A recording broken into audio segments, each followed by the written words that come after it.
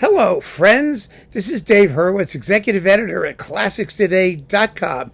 Recently I did a video about the spectacular new Life Ove Ansnes recording of Liszt's Via Crucis, an extraordinary work. I mean, it was so radical when Liszt wrote it that it wasn't actually performed until 1929, and he made a zillion versions of it. There's for piano and soloists and organ and soloists and harmonium and soloists and choir and choruses and a version for piano alone. And they've all been recorded now, I think. I don't know about the organ one, but the other ones have. But the guy who is the Via Crucis person was Dutch conductor and pianist Reinbert de Leeuw. And Reinbert de Leeuw, or Leeuw, however you pronounce it in Dutchlish, I don't know how you pronounce it, I don't care. He was a remarkable exponent of the work, and he recorded it 3 times. And I really think it's only fitting, since a lot of you mentioned it in the comments, that we talk about his 3 recordings of Liszt Via Crucis. Here they are. And they're all a little bit different and quite interesting.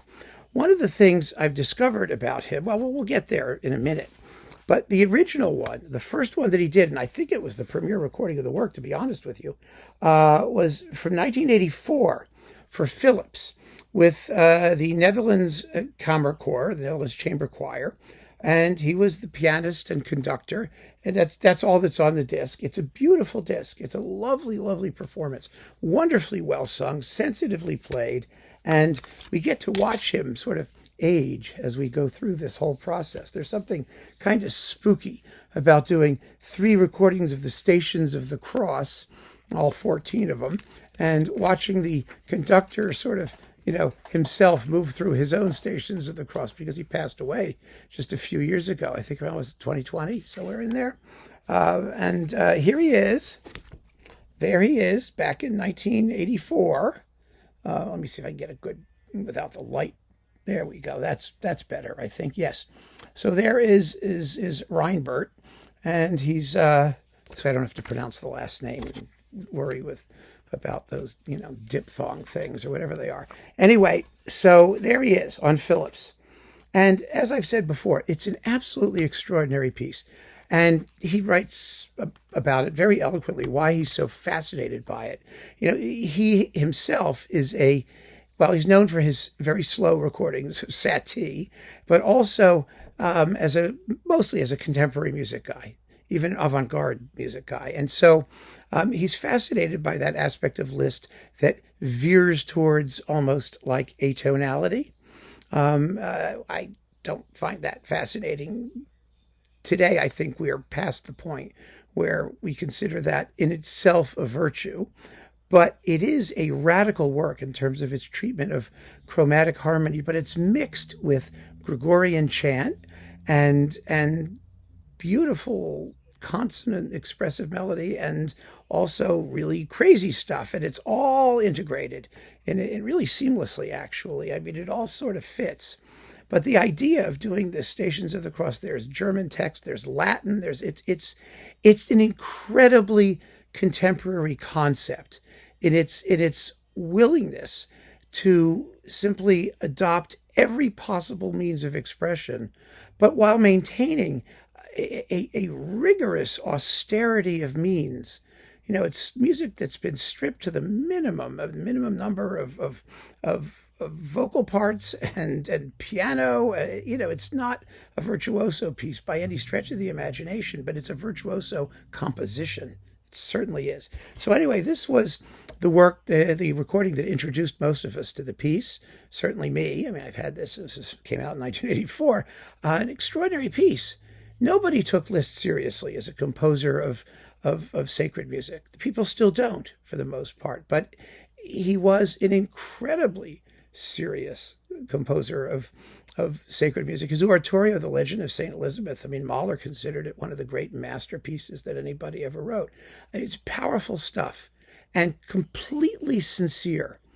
Liszt was always sincere, actually. He was even sincere when he was being crazy and virtuoso and flashy. There's always been that element of, total honesty about what he did. But his religious feelings were really serious. I mean, time and time again, he had considered joining the priesthood, and he was very, very, very intense when it came to his religious feeling. And this piece is very intense. So there you go. Then on Etc., Mr. Reinbert did the piano solo version. And here it is. And then, of course, we've got this lovely picture of the elderly guy here, who looks, well, yeah. I mean, that's the profound picture. He had one of those wonderfully craggy, sculpted faces in his old age. Radhavara had one like that too. You look at him and you go, "Ooh, that's cool looking." It's like carved in stone. Well, there he is, carved in stone, looking terribly serious. And you get the whole sucker. And this is also coupled with the violin and piano arrangement of La Notte, Night, another late piece based on a poem of Michelangelo. It's incredibly beautiful. With Vera Beth's playing the violin part, one of his partners. And actually, the two of them are here, and they both look equally grim doing this. This is actually fascinating. Here they are, looking terribly, terribly serious, and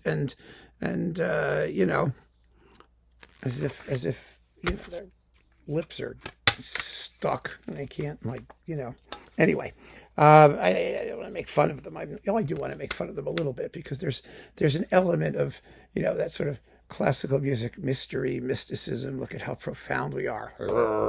We sit there like this so we don't move her. Anyway, so here is the piano solo Via Crucis, which is also worth hearing. It's actually quite beautiful. And it's fascinating hearing how Liszt adapts all the vocal parts. It's quite literal. He's not, messing around with it at all. And then finally, there was this version on Alpha, the last version, which contains other Liszt choral works, the Salve Regina, the Vater Unser, which is, Lord's Prayer in German, and Ave Verum Corpus, along with the Via Crucis with the Collegium Vocale Gent. And this particular version, the whole piece is about 40 minutes long, roughly 37, 40 minutes, give or take. And here he's using a very small group of soloists. And this is his last self-portrait or self-photo there. Really kind of interesting. And this was recorded in let's see, what's the date here? I know there's a date.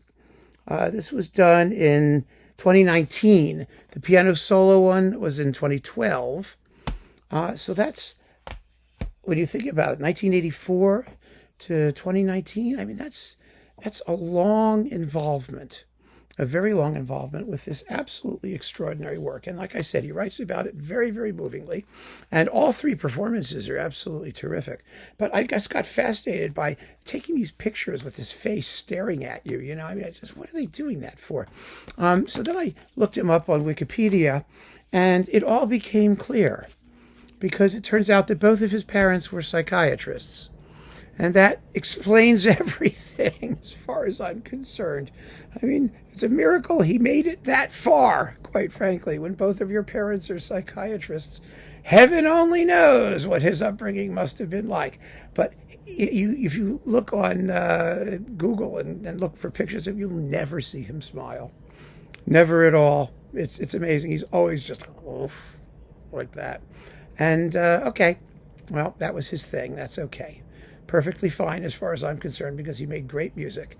He was a splendid musician, a terrific artist. And these three recordings are such a distinctive and fascinating legacy.